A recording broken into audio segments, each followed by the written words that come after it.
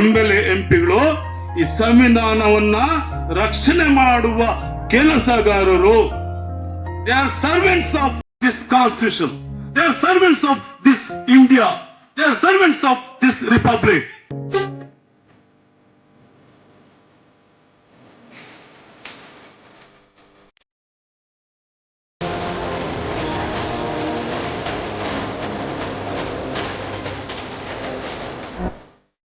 ಮೂಲಭೂತ ಕರ್ತವ್ಯಗಳು ಏನು? ಮೂಲಭೂತ ಕರ್ತವ್ಯ ಹೇಳಿ ಮಕ್ಕಳೇ, ಮಾತಾಡ್ತಾರೆ. ಮೂಲಭೂತ ಕರ್ತವ್ಯ ಎಷ್ಟು ಕರ್ತವ್ಯಗಳಿದೆ?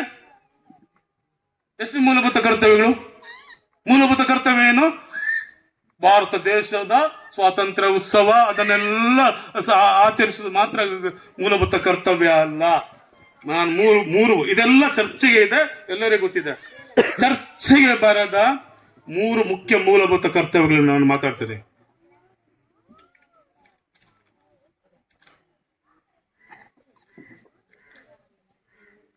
ಕಾನೂನು ವಿದ್ಯಾರ್ಥಿ ಇದ್ದಾರೆ, ಅವ್ರಿಗೂ ಇಷ್ಟೇ ಹೇಳ್ಕೊಟ್ಟಿದ್ದಾರೆ ಟೆಕ್ಸ್ಟ್ ಬುಕ್. ಇದು ಸಮಸ್ಯೆ, ಭಾರತದ ಗಣರಾಜ್ಯದ ಸಮಸ್ಯೆ ನೋಡಿ.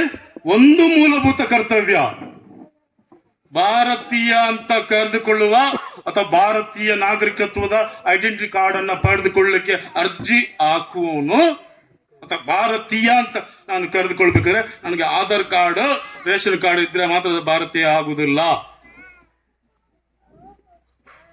Indians should be abided by constitutional ideals ಅಂತ ಹೇಳ್ತಾರೆ.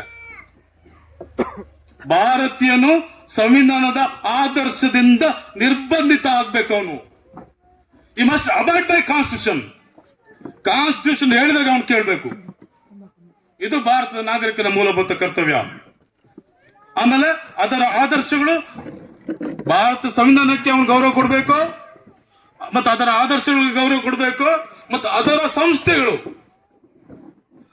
ಸಂಸ್ಥೆಗಳಿಗೆ ಗೌರವ ಕೊಡಬೇಕು. ಯಾವುದು ಅದರ ಸಂಸ್ಥೆಗಳು? ಭಾರತ ಸಂವಿಧಾನದ ಸಂಸ್ಥೆಗಳು ಯಾವುದು? Parliament, Vidhana Sabha, Vidhana Parishat, election commission, Nagara Panchayat, school, college, DC office, SP office, ಸಂವಿಧಾನದ ಟೆಕ್ಸ್ಟ್ ಬುಕ್, ಇದೆಲ್ಲ ಭಾರತದ ಸಂಸ್ಥೆಗಳು, ಸಂವಿಧಾನದ ಸಂಸ್ಥೆಗಳು. ಈ ಸಂವಿಧಾನದ ಸಂಸ್ಥೆಗಳಿಗೆ ನೀವು ಗೌರವ ಕೊಡಬೇಕು. ಸಮಾನತೆ ಕೂಡ ಒಂದು ಸಂಸ್ಥೆ, ನ್ಯಾಯ ಎಂಬುದು ಸಂಸ್ಥೆ, ಸೋದರತೆ ಎಂಬುದು ಸಂಸ್ಥೆ, ಜಾತ್ಯತೀತ ಪರಿಕಲ್ಪನೆ ಒಂದು ಸಂಸ್ಥೆ, ಸಂವಿಧಾನದ ಸಂಸ್ಥೆ. ಆ ಸಂವಿಧಾನದ ಸಂಸ್ಥೆಗಳಿಗೆ ನೀವು ಗೌರವ ಕೊಟ್ಟರೆ ಮಾತ್ರ ನೀವು ಭಾರತೀಯರೇ ಹೊರತು ಆಧಾರ್ ಕಾರ್ಡ್ ಪಡ್ಕೊಂಡು ಮಾತ್ರ ಭಾರತೀಯ ಅಲ್ಲ. ದಿಸ್ ಇಸ್ ಅಗೇನ್ ಇನ್ನೊಂದು ಭಾರತೀಯರ ಮೂಲಭೂತ ಕರ್ತವ್ಯ. ಹೆಂಗಸರ ಘನತೆಗೆ ಕುಂದುಂಟು ಮಾಡುವ ಯಾವುದೇ ಆಚರಣೆಗಳನ್ನ ಭಾರತೀಯ ನಾಗರಿಕ ಮಾಡಬಾರದು. ಕೇಳಿದ್ರೆ ಇಲ್ಲಾಂದ್ರೆ ಶಾಲಾ ಕಾಲೇಜುಗಳು ಟೀಚರ್ಸ್ ಎಲ್ಲ ಇದ್ದಾರೆ, ಕೇಳಿದ್ರೆ ಇದನ್ನ?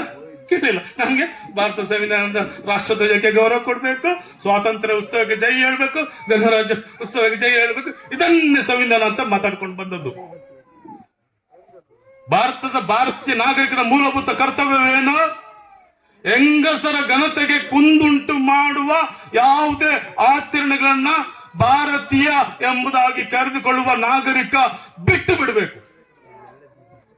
ಅದು ಭಾರತೀಯ ನಾಗರಿಕನ ಕರ್ತವ್ಯ. ಈಗ ನೋಡಿ, ನಮ್ಮ ನಾಗರಿಕರು ಇಂಥ ಚಂದ ಅನ್ನಲೆ ಮಾತೆತ್ತಿದ ಕೂಡಲೇ ಅಮ್ಮನ್ ಅಕ್ಕನ್. ಆಮೇಲೆ ನಾವೇನು ಕೈ ಬಲೆ ಹಾಕೊಂಡಿಲ್ಲ. ಏನು ಭಾರತೀಯ? ಯಾರು ಭಾರತೀಯ? ನೋಡಿ, ಇನ್ನು ನನ್ನ ಮನೆ ಹೆಂಗಸರಿಗೆ ಬೈದ್ರೆ ಭಾರಿ ಕೋಪ. ನನ್ನ ಕ್ಲಾಸ್ಮೇಟಿಗೆ ಯಾವುದೇ ಭಾಷೆಯಲ್ಲಿ ಬೈಬಹುದು, ಅದಕ್ಕೆ ನನಗೆ ನೋವೇ ಆಗುವುದಿಲ್ಲ. ನನ್ನ ತಾಯಿ ಮಾತ್ರ ಹೆಣ್ಣು, ನನ್ನ ಕ್ಲಾಸ್ಮೇಟ್ ಹೆಣ್ಣಲ್ವಾ? ನನ್ನ ಊರಿನವಳು ಹೆಣ್ಣಲ್ವಾ?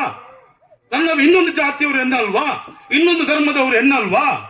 ಆ ಎಲ್ಲ ಹೆಣ್ಣುಗಳ ಘನತೆಗೆ ಕುಂದುಂಟು ಘನತೆಗೆ ಗೌರವಕ್ಕೆ ಕುಂದುಂಟು ಮಾಡುವ ಯಾವುದೇ ಆಚರಣೆಗಳನ್ನ ಮಾಡಬಾರ್ದು. ಆ ಯಾವುದೇ ಆಚರಣೆಗಳನ್ನ ಮಾಡುವವನು ಭಾರತೀಯ ಅಲ್ಲ. ಇದೇನಾಗಿದೆ, ಆಧಾರ್ ಕಾರ್ಡ್ ಇಟ್ಕೊಂಡವರು ಮಾತ್ರ ಭಾರತೀಯರು, ರೇಷನ್ ಕಾರ್ಡ್ ಇಟ್ಕೊಂಡವರು ಮಾತ್ರ ಭಾರತೀಯರು. ಇದು ಒಂದನ್ನ. ಇನ್ನೊಂದು ಮೂಲಭೂತ ಮುಖ್ಯ, ಅದರ ಪ್ರಚಾರಣೆ ಮಾಡಿಲ್ಲ. ಭಾರತೀಯ ನಾಗರಿಕರು ವೈಜ್ಞಾನಿಕ ಮನೋಭಾವನೆಯನ್ನ ಬೆಳೆಸ್ಕೊಳ್ಬೇಕು. We the people of India ಎಂಬ ಆ ಮಾತು ಅಕ್ಷರಶಃ ನಿಜಗೊಂಡಿದೆ. ಈ ಮಕ್ಕಳು ಯಾರು? ಗಣರಾಜ್ಯದ ಮಕ್ಕಳು ಇವರು.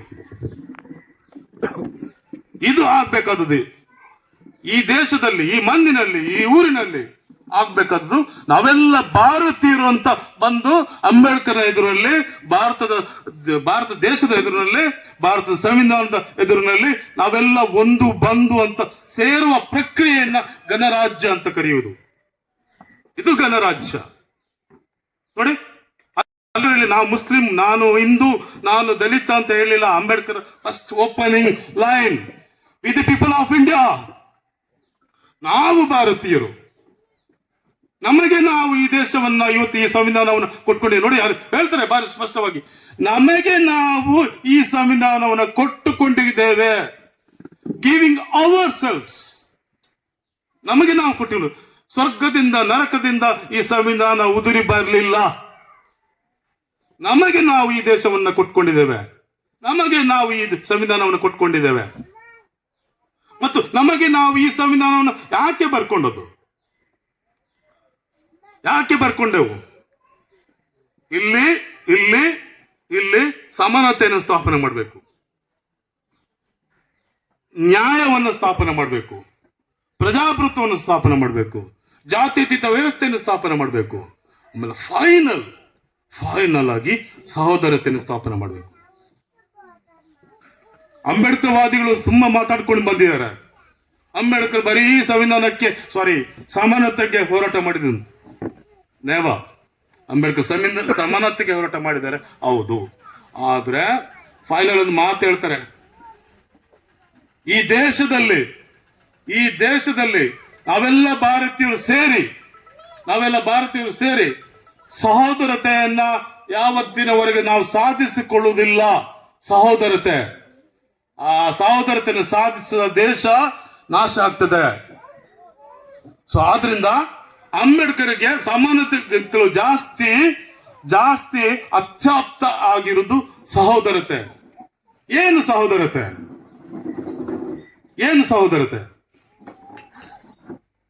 ಸಹೋದರತೆ ಕಾನ್ಸೆಪ್ಟ್ ಈಗ ಏನಾಗಿದೆ ಅಂದ್ರೆ, ನಾವೆಲ್ಲ ಒಂದು, ಎಲ್ಲ ಜಾತಿ ಧರ್ಮದವರು ನಾವು ಒಂದು ಅಂತ ಅನ್ಕೊಳ್ಳೋದು. ಅದು ಮಾತ್ರ ಅದು ಆ ಸಹೋದರತೆಯ ಸಾಮಾನ್ಯ ಅರ್ಥ. ಜಗನ್ನ ಸಹೋದರತೆಯ ಫ್ರಾಟರ್ನಿಟಿ ಎಂಬ ಮಾತು ಹೇಳ್ತಾರೆ. ಫ್ರಾಟರ್ನಿಟಿ ಎಂಬ ಸಹೋದರತೆಯ ಅರ್ಥ ನಾವೆಲ್ಲ ಒಂದು ಮಾತ್ರ ಅಲ್ಲ, ಅದು ಸಾಮಾನ್ಯವಾದ ಅರ್ಥ. ಫ್ರಾಟರ್ನಿಟಿಯ ಸಹೋದರತೆಯ ಅರ್ಥ ಎಲ್ಲ ವ್ಯಕ್ತಿಗಳ ಘನತೆಯನ್ನ ಗುರುತಿಸುವುದು ಸಹೋದರತೆ ಅಂತ ಕರೀತಾರೆ.